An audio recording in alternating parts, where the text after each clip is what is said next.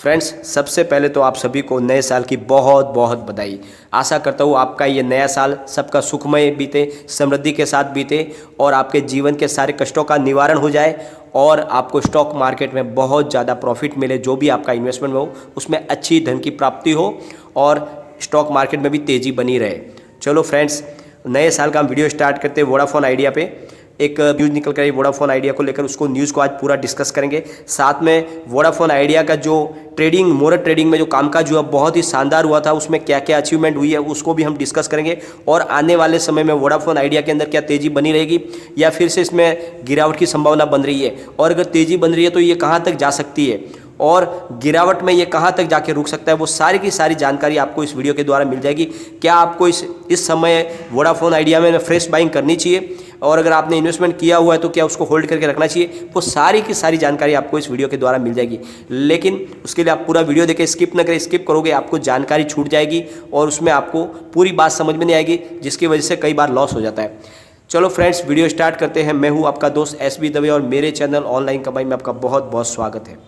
Friends, सबसे पहले हम वोडाफोन आइडिया के मुहूर्त ट्रेडिंग की बात कर लेते हैं, कामकाज की बात करेंगे। मुहूर्त ट्रेडिंग 1 घंटे के लिए हुई थी दिवाली के दिन, जिसमें वोडाफोन आइडिया का स्टॉक 8.50 पर ओपन हुआ और इसने 8.45 का लो बनाया और एंड में इसने 9.25 पर करीब 8.82% हाई पर क्लोजिंग दी है। बहुत ही शानदार इसमें कामकाज हुआ। 1 घंटे के अंदर ही बहुत ही ज़बरदस्त 8% का इजाफा हुआ है। अच्छा कामकाज हुआ है, बहुत ही शानदार तरीके से कामकाज हुआ है। वॉल्यूम बहुत ज़बरदस्त हुआ है। 1 घंटे के लिए सिर्फ ट्रेडिंग सेशन था, लेकिन उसमें कामकाज में वॉल्यूम इतना शानदार हुआ है।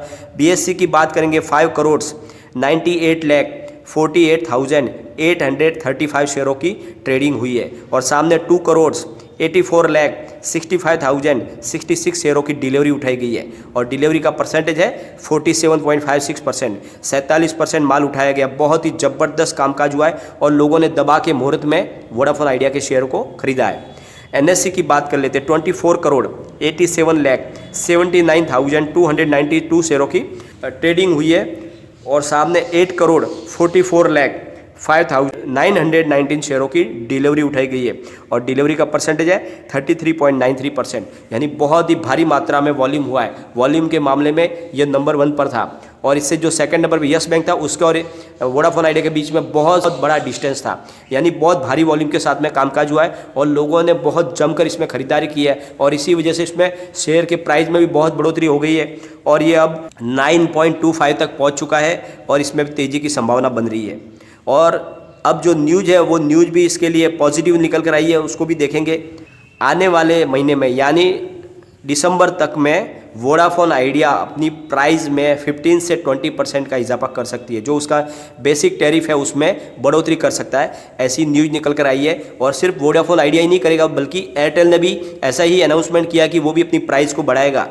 और ये जो प्राइस बढ़ाने का जो निर्णय लिया गया है वो उस वजह से लिया गया है कि अभी फ़िलहाल में टेलीकॉम कंपनियों को प्रॉफिट नहीं मिल पा रहा है, उनका रेवेन्यू बहुत कम हो रहा है। इसकी वजह से वो चाहते हैं कि उनकी प्राइस को बढ़ा के एक बार उनके रेवेन्यू में इजाफा किया जाए। तो VI के जो MD है रविंद्र टक्कर, उन्होंने कहा है कि हमें मार्केट में टिके रहने के लिए अपने टैरिफ को बढ़ाना बहुत ज़रूरी है। हमारे खर्च के सामने हमारा प्रॉफिट बहुत कम है और हमें टैरिफ बढ़ाना ही पड़ेगा अगर हमें मार्केट में टिके रहना तो, क्योंकि फ़िलहाल जो है हमें उतना अच्छा प्रॉफिट नहीं मिल पा रहा है, जिसकी वजह से हमें आगे मार्केट में हम सर्वाइव नहीं कर पाएंगे। फ़िलहाल जो अभी Q2 का जो पीरियड था, जिसमें जुलाई से लेकर जो सितंबर, उसके दरमियान जियो ने करीब 7 मिलियन कस्टमर नए जोड़े हैं, एयरटेल ने 14 मिलियन कस्टमर जोड़े हैं, VI के करीब 8 मिलियन कस्टमर कम हो गए। तो फिलहाल उसकी वजह से वोडाफोन आइडिया को लॉस हो रहा है और उस लॉस की भरपाई करने के लिए उनके पास एक ही विकल्प है कि वो जो अपनी जो भी बेसिक प्राइस है उस प्राइस में बढ़ोतरी करे, जिसकी वजह से उनके रिवेन्यू में बढ़ोतरी हो और वो मार्केट में सर्वाइव कर पाए। तो यह एक निर्णय लिया गया है वोडाफोन आइडिया की तरफ से कि हम प्राइस बढ़ाएंगे, लेकिन अकेले वोडाफोन नहीं बढ़ाएगा, एयरटेल भी बढ़ाएगा और जियो भी बढ़ाएगा आगे। तो इस तरह से ये प्रॉब्लम नहीं होगी कि भाई वोडाफोन ने प्राइस बढ़ाई इसलिए उसके कस्टमर टूट जाएंगे, क्योंकि प्राइस तो सारे बढ़ाएंगे, क्योंकि अभी उनको जो इस प्राइस के ऊपर किसी को भी सर्वाइव करना मुश्किल हो रहा है। इसके लिए उनको ज़रूरी है कि प्राइस बढ़ाई जाए। लेकिन वोडाफोन की जो स्ट्रेटजी है वो है ये है कि वो अपने जो नया ब्रांड बना है VI का, उसको अब लोगों के दिलो दिमाग में अच्छे तरीके से उसकी छाप को छोड़ना है। यानी जो लोगों की पुरानी छवि थी वोडाफोन की और आइडिया की, उसको निकाल के एक वीआई का जो नया ब्रांड है उसको लोगों के दिमाग में बिठाना है। लोगों को ऐसे लगे कि एक नई कंपनी आई है मार्केट में जिसके पास अलग अनुभव है, अलग कामकाज है। तो वीआई उस तरह से अपनी एक छवि बनाना चाहती है और इसके लिए उन्होंने अपनी जो नेटवर्क है उसके भी सुधार करने की शुरुआत कर दी है। क्योंकि नेटवर्क जो उनका है अगर वो बेस्ट होता है, अगर वो जियो से और एयरटेल से नेटवर्क के मामले में अगर आगे निकल जाता है तो उसको कस्टमर बढ़ाने में बहुत ज़्यादा आसानी होगी। और जो कस्टमर उसके जो Q2 में जो टूट चुके हैं वो वापस Q3 में जुड़ भी जाएंगे। और अगर Q3 में उनके कस्टमर जुड़ेंगे तो आने वाले समय में उनको प्रॉफिट मिलेगा।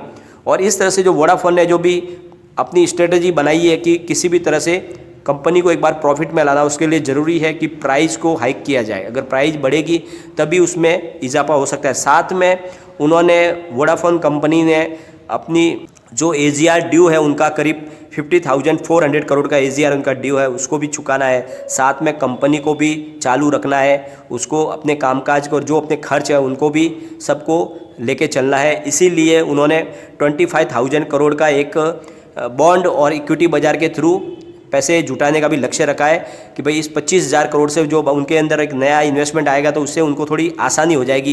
क्योंकि फ़िलहाल उनके पास सबसे बड़ी जो प्रॉब्लम है वो फंड की है। उनके पास फंड बिल्कुल नहीं है और कंपनी को आगे चालू रखने के लिए उनके पास फंड की बहुत ज़रूरत है। इसीलिए उन्होंने एक 25,000 करोड़ का नया फंड रेज करने की उनके बोर्ड ने परमिशन दी है।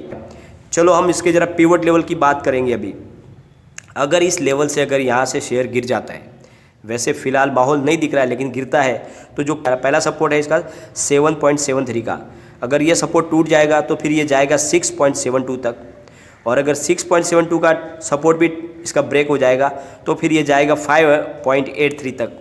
लेकिन फ़िलहाल ऐसी संभावना दिख नहीं रही है क्योंकि जिस तरह से कंपनी का कामकाज अब बढ़ने की शुरुआत हुई है, काम एक्टिविटी बढ़ी है, उससे लगता है कि इसमें अब पॉजिटिव माहौल बनेगा। और जो वॉल्यूम हुआ है दिवाली के दिन, जो मुहूर्त में वॉल्यूम हुआ है वो बता रहा है कि इसमें तेज़ी की संभावना अब ज़बरदस्त बन रही है। तो अगर ये ऊपर की तरफ जाता है तो इसके क्या टारगेट निकल के आ रहे हैं, तो पहला जो इसका जो निकल के आ रहा है वो है टारगेट 9.63 का। अगर उसको टच कर लिया तो फिर सेकंड टारगेट है 10.52 का। और यहाँ तक भी अगर पहुँच गया, इसको टच किया, तो फिर 11.53 तक ये स्टॉक जा सकता है। और मुझे जैसा लग रहा है कि आने वाले 2-4 दिन के ट्रेडिंग सेशन में ही 11.53 तक जाने की संभावना बन रही है। क्योंकि जो वॉल्यूम हुआ है बहुत ही ज़बरदस्त हुआ है और इतना भयंकर वॉल्यूम हुआ है। 1 घंटे की ट्रेडिंग में लगभग 24 करोड़ की ट्रेडिंग होना यानी बहुत बड़ी बात होती है। तो फ्रेंड्स, उसे लग रहा है कि वोडाफोन आइडिया के अंदर तेज़ी बन चुकी है और यहाँ से अब तेज़ी शानदार तरीके से चलेगी।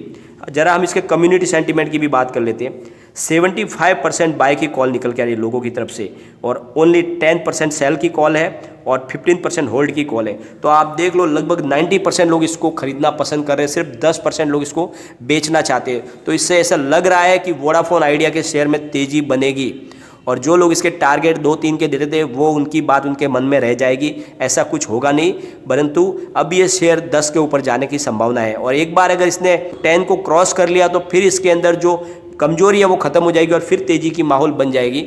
और जो लोग इसके ऊपर के लेवल में जो फंसे हुए हैं उन्हें भी एक बार प्रॉफिट बुक करने का मौका मिल जाएगा। लेकिन फिलहाल जो माहौल है ये वोडाफोन आइडिया के लिए पॉजिटिव है। लेकिन फ्रेंड्स, आप कोई भी अगर इन्वेस्टमेंट करते हो तो अपने फाइनेंशियल एडवाइजर से एक बार एडवाइस ले ले या अपना खुद का रिसर्च करें, क्योंकि मैंने वीडियो आपके एजुकेशनल पर्पज़ के लिए ही बनाया। वीडियो पसंद आए तो लाइक से जरूर कीजिए और चैनल को सब्सक्राइब कर दीजिए। Thank you friends.